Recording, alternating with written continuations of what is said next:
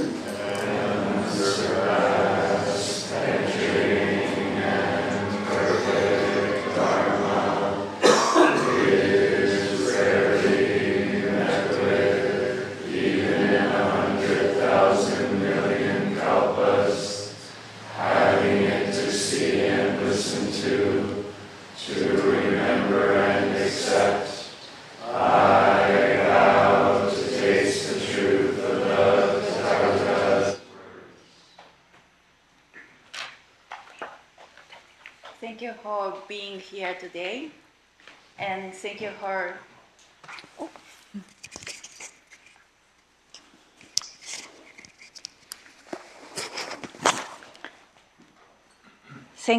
being here today, and thank you for people who are joining online.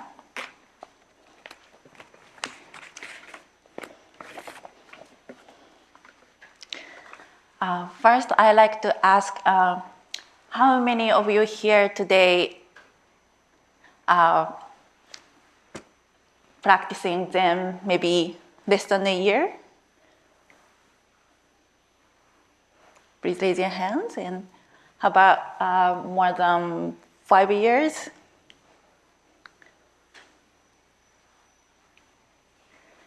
More than 20 years? Impressive. The fresh mind of new practitioners and the wisdom of the long practitioners makes the Sangha very vibrant and thriving. Can you feel that energy in this room?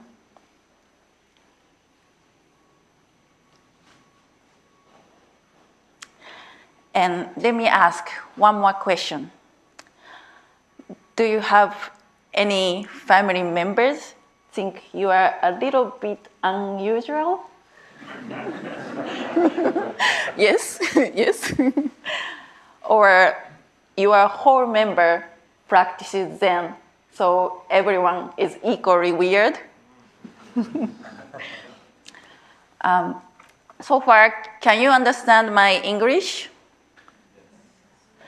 If it's hard to follow, please let me know. And what about my jokes? If they don't make any sense, please pretend they are funny. My name is Tenmyo, and you can remember me as Ten Cat, Ten Meow. Yes, this is where you laugh. Tenmyo, Ten Meow. And my actual Dharma name is Tenmyo. This character, ten, means scriptures or canon, C-A-N-O-N, canon, can also mean model or classic. And myo means illuminate, light, or make something clear with a light. So my name Tenmyo means illuminating Dharma teaching, illuminating Dharma canon.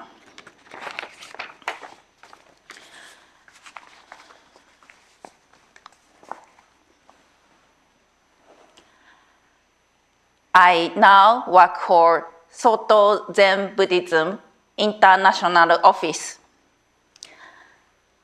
And we make connections and bridging temples and practitioners across the world. I am also a resident practitioner here.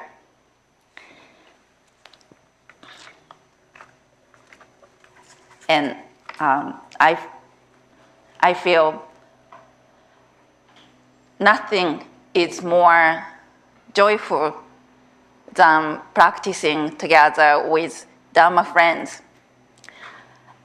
that we share the aspiration to know the truth and also this deep desire to benefit all beings.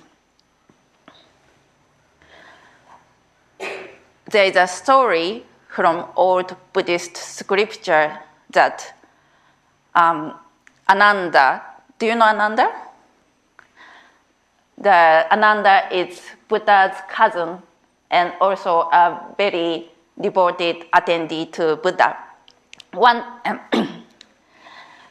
So one day, Ananda said to Buddha that having good friends and good community, I think, is half of the holy life.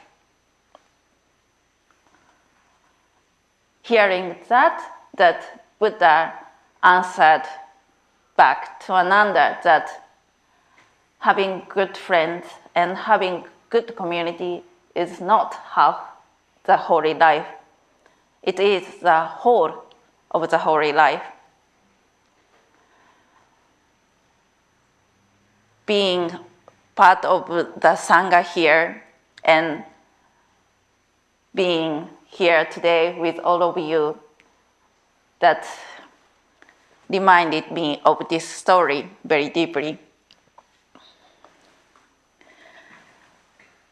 Today, I like to share my personal story, that how I become a Buddhist nun, and also things I learned from practicing in different countries.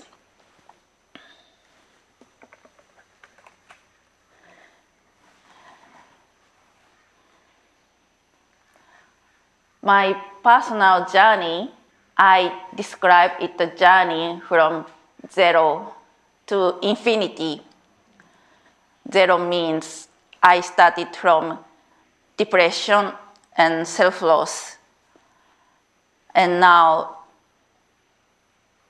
to the life guided by Buddhist principles in connection to all beings. I grew up in Osaka. Have any of you been to Osaka before? Yes? Yes?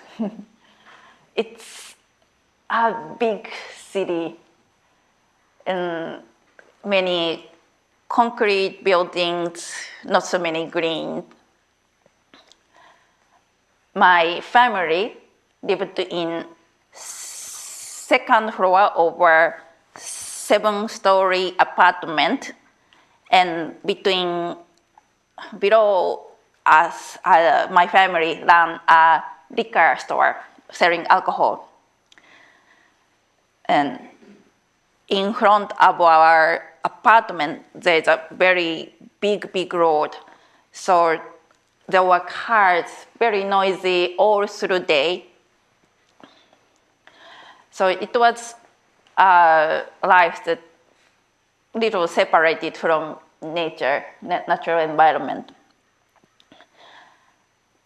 There were 7 members of my family, my grandparents and my parents and 2 older sisters. It is less common today living with grandparents, but traditionally, married woman is supposed to take care of their husband's parents, and my mother take care of everyone in the family, and also helped running the family business of running a liquor store. So her days were incredibly busy, but I really appreciate now what she offered to us.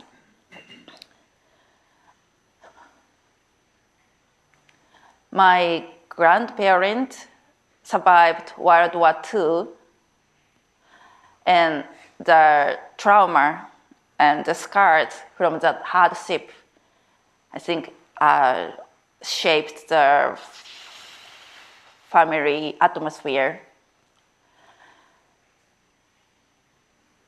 My grandma used to repeat the story that there was a big air raid in Osaka, and she lost everything during that time. And she told again and again, she come back to where the house used to be. And there was only one iron pot was left.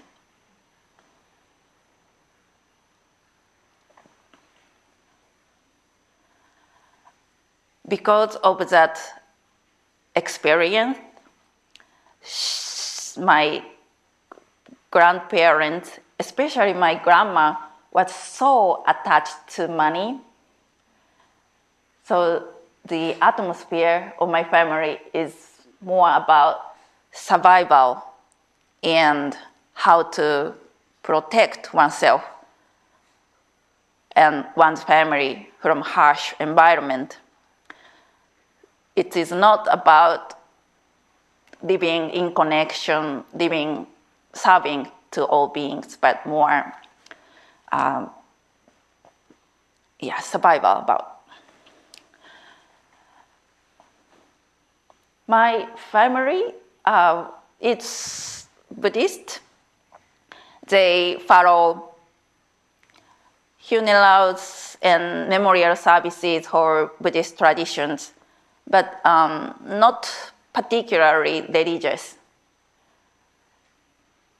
They also belong to a Pure Land sect of Buddhism and not a Soto Zen.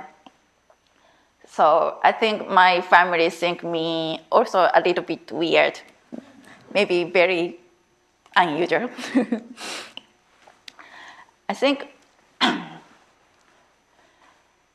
many people start their spiritual path because of their hardship or dissatisfaction with life. Maybe you maybe resonate with that. And I am not exception. I was a very, very shy girl when I was little. And at kindergarten, I didn't have any friends. So I often played by myself. And my classmates often teased on me and very hard on me.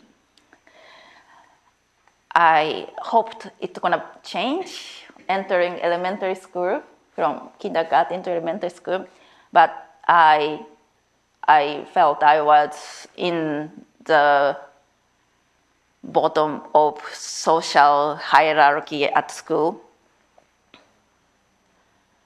And at that time, I didn't know how strong the self-talk could be. So I kept talking to myself that something is wrong with me and I am not lovable, and all those negativity I put on myself. Entering junior high school and high school, I made some friends, but this feeling of negativity followed me, and I escaped into studying because if my grades were good, I didn't have to look into myself, and people around me think I'm doing okay. So my grades were good, and I got into Tokyo University which is one of the best universities in Tokyo, in Japan. But depression followed me, so I really couldn't focus on my studying at all and couldn't find any purpose in life, and I don't know what to do with life.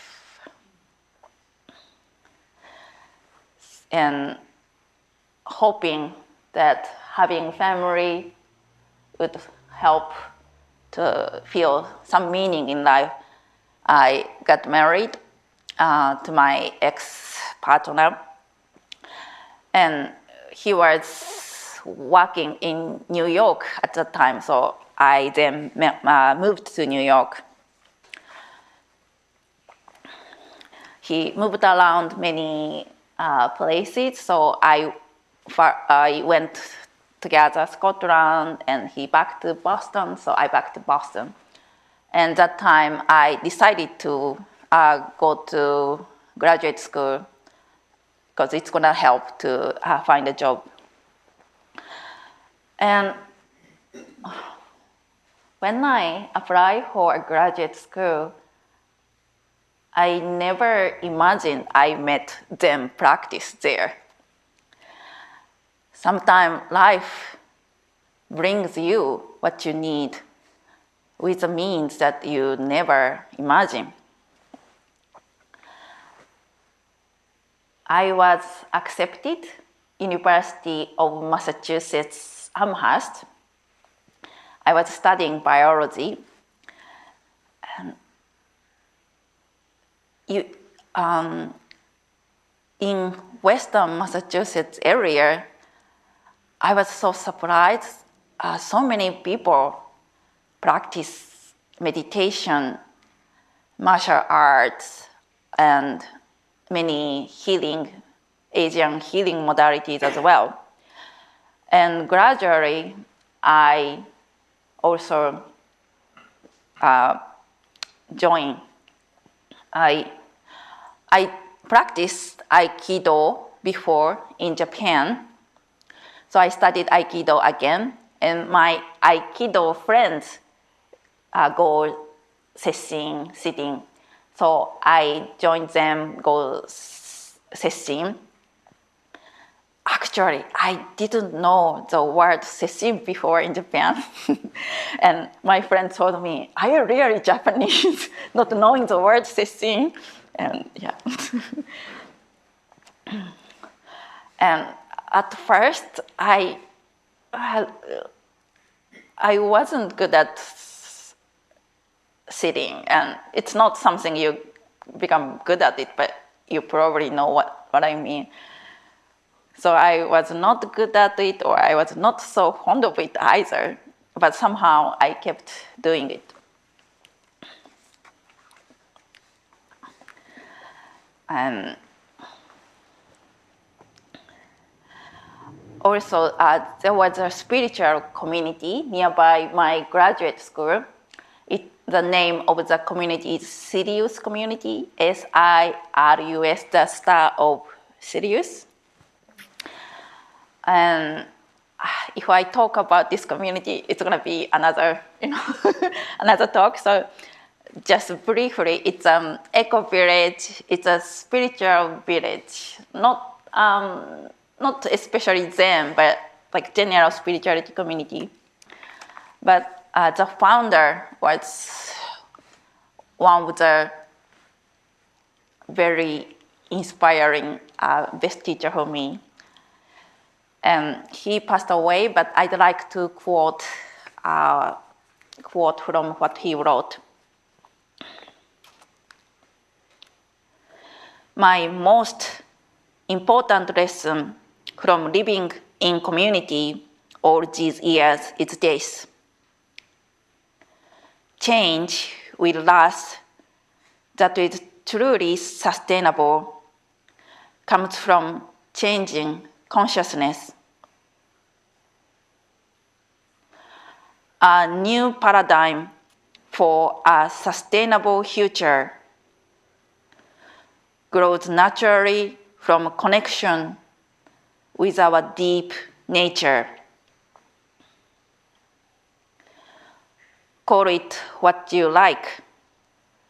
The force, Buddha nature, Christ, Jehovah, Allah.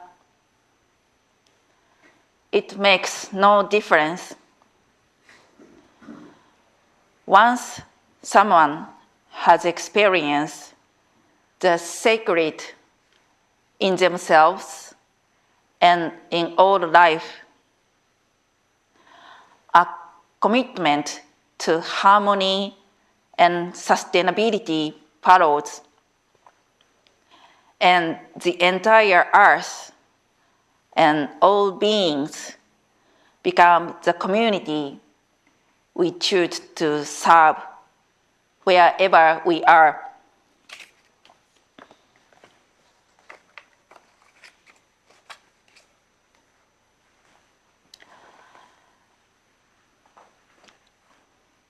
This is a word really touched my heart.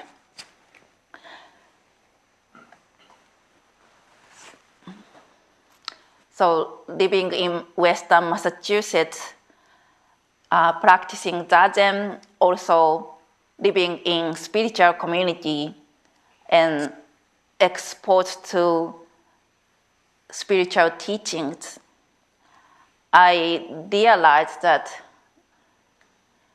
my suffering came from the fundamental misunderstanding of the self. I was searching the self into what I accomplished or what I did, my relationship, or what I have or possessions. But the Buddhism teaches that self is not a fixed entity, and it's ever changing with all beings. So if you try to find self, if we try to find self, and if one just to try to live for oneself, it's destined to self-loss and depression.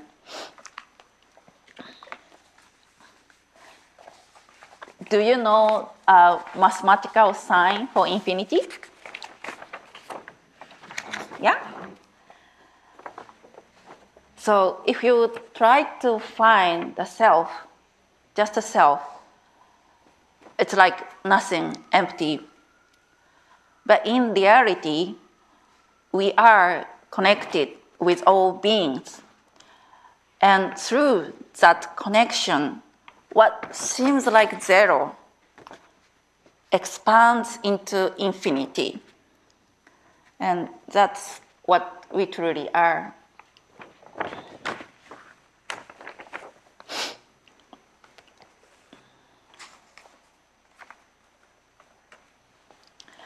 And when I open my eyes to this interconnected being, I got an unexpected invitation from my friend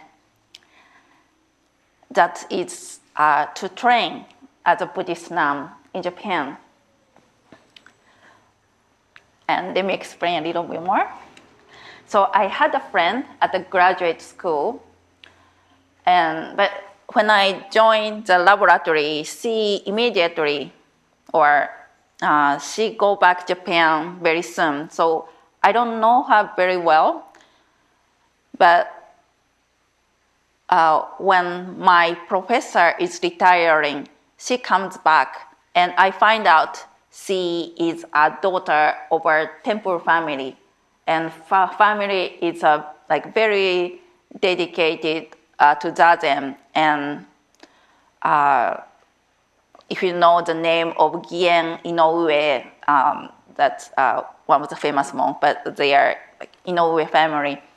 So she's a daughter of the temple family, and because I was living in a spiritual community that time, I asked her, could you do the, sitting practice at the community I live?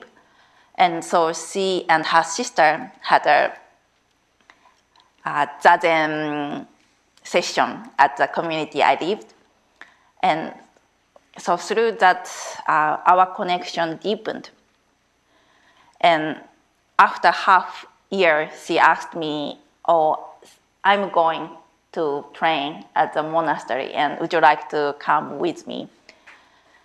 And I immediately say yes, because I was interested in becoming a monk, but I had no idea how to become a priest. So if I don't jump in this invitation, I may not have another chance. So I immediately say yes.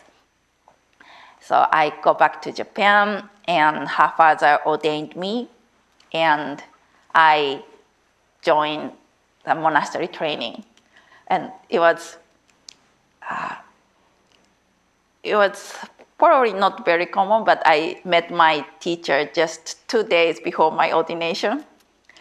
And I had a little bit, 5 days or 1 week training, and then go to the monastery. So I don't know how to wear the kesa properly, and how to, enter the zendo, and how to bow. And so my first monastery training was very, very challenging, but it was so beautiful too. I remember the first day I joined the morning chanting. I was somehow so moved. And I remember tears welled up my eyes, and I was in awe. And today I have a friend that we practice together in the Koshoji Monastery. He's visiting me now, and thank you for visiting me. And I practiced the Koshoji Monastery in Kyoto about a year, and then went to another monastery in Okayama, Toshoji, which is a very international monastery. And I met many practitioners there from all over the world, from Europe, from US, from South America, and also some Asian countries too. And now I work for Soto Zen International Office, where I meet also many practitioners from many countries. And I also resident practitioner here at the San Francisco Zen Center.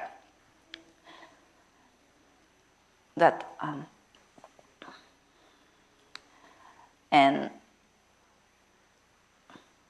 I really grateful that being on this path together with many bodhisattvas.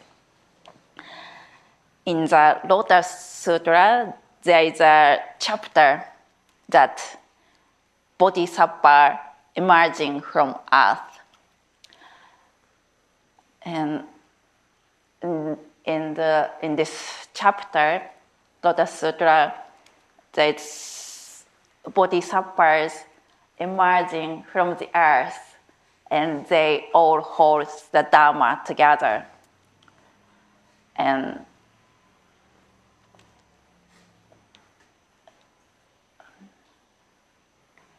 that's the image I have in this room.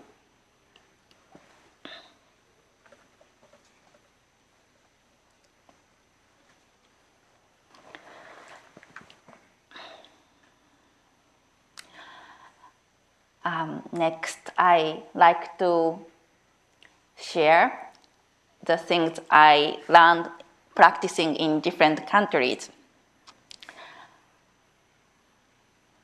Sometimes we understand ourselves or our own culture by experience another culture and another environment. As I explained before, I studied Zazen in United States. Living in the United States really helped me to back to my beginner's mind. I was grown up in Japan. It's a Buddhist country. I actually went to Buddhist junior high school and high school. It's like Catholic school here. But while I was in Japan, Buddhism teaching felt like my old grandma's teaching that you should be honest, you should be kind, and you should be good. And that's really fundamentally true. When you grow up, you really appreciate that, or I really appreciate that. But at that time, it feels like, oh yeah, it may be true, but it's not, doesn't feel relevant to what I'm facing each day, every day to go through this life. But when I live in Western Massachusetts, that many people study Buddhist, so I kind of, maybe there's something I might misunderstand or I might missing. So I start studying again and, this is not just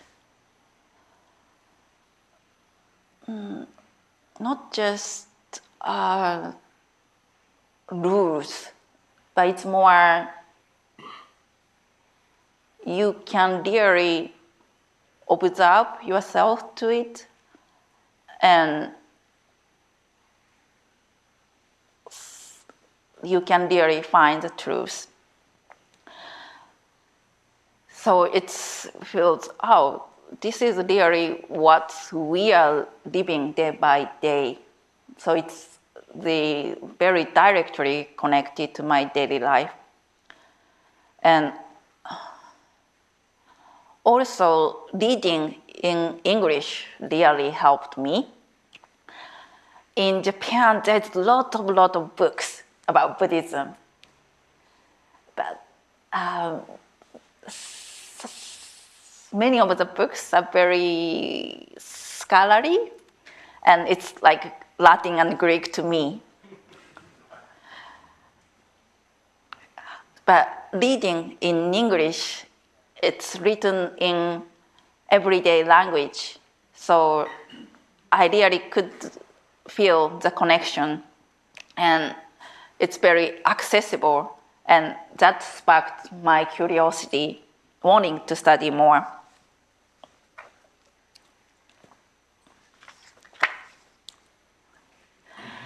And I go back to Japan and practice in Japan. And for Japanese culture, I still have a mixed feeling. Some parts I really appreciate a lot, and some parts difficult to swallow. But I try to see the Japanese Buddhism like a big old tree. The history is so long. It's so magnificent and beautiful, and the Buddhism teaching, it's a part of our the cultural background. So there are many daily expressions that come from Buddhism teaching. So it's a magnificent old history. But because of the long history, you may find some dead parts, some sick parts, some some leaves are totally dead. And compared to that, United States, Europe, the Buddhism is still very like a young tree, very vibrant and fresh, and everyone is excited. But you cannot say which is better or good. I think there's a good part in both sides. And I learned so much living in the United States. And so I think we can learn each other.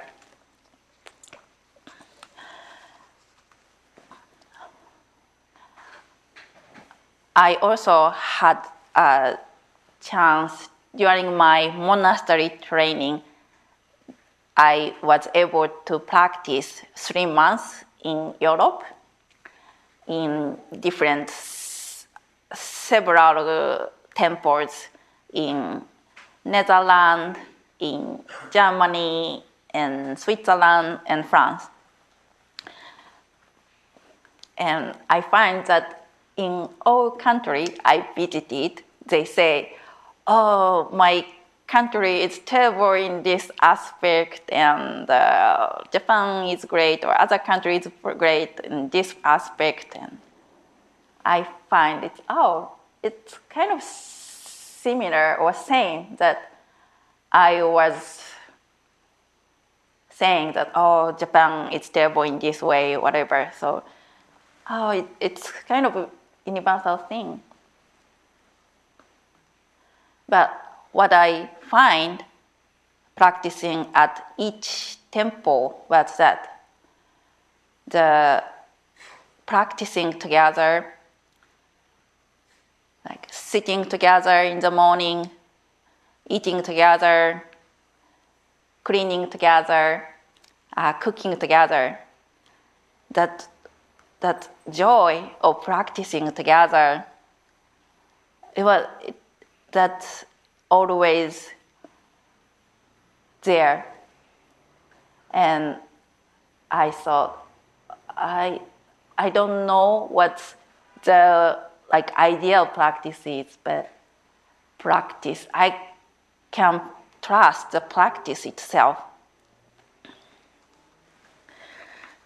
Like practicing is dedicating our mind and heart and body in the present moment. And when you dedicate yourself to the present moment, there's no east or west, no lay people or ordained, or no male or female. There's just this wholehearted practice.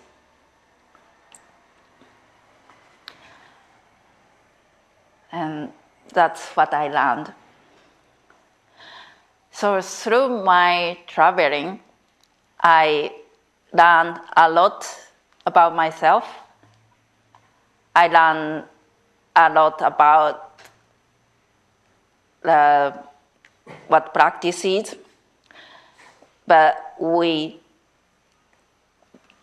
don't have to, it's not a requirement to go anywhere, because practice is about returning home, returning to your own deep nature, our own being. And I find that practice itself is a way.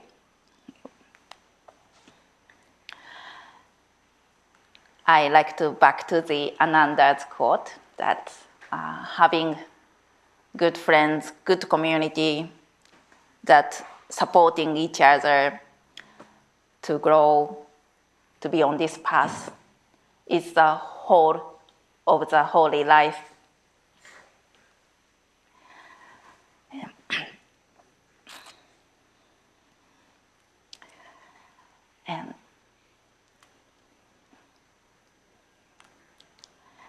And really thank you for being here. And may we continue to walk on this path together.